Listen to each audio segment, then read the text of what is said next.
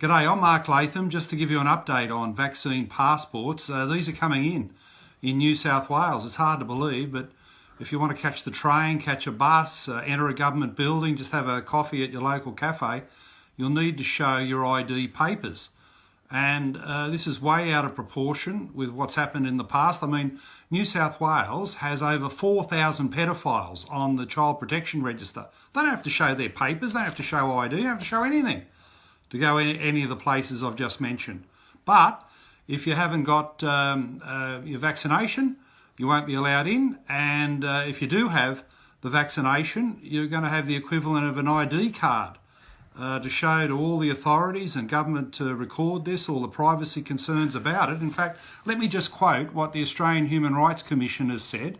Vaccine passports operate as a de facto digital ID card because the person's identity must be verified against the proof of vaccination.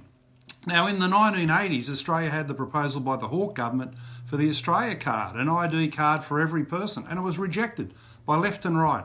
It was thrown right out. Now this vaccine passport ID card is being waved through with all the privacy concerns. Who wants Google and Apple to have your private information? Service New South Wales, where they're hoping to run the vaccine passport in our state, has massive leaks of information, hacks and private information flying everywhere.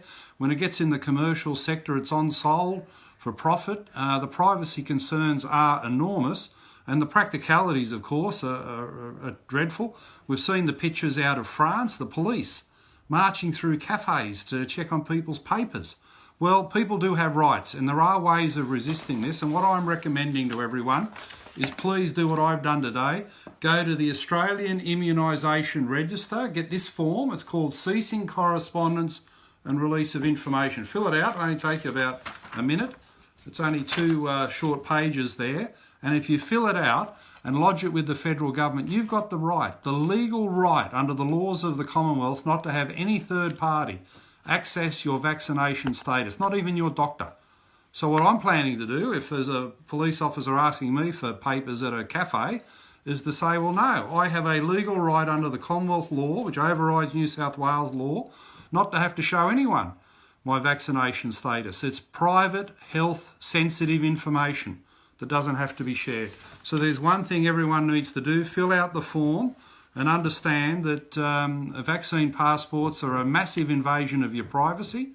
It's the possibility of government knowing, as you have to log in at all these different places, where you've been, what you're doing, who you're seeing.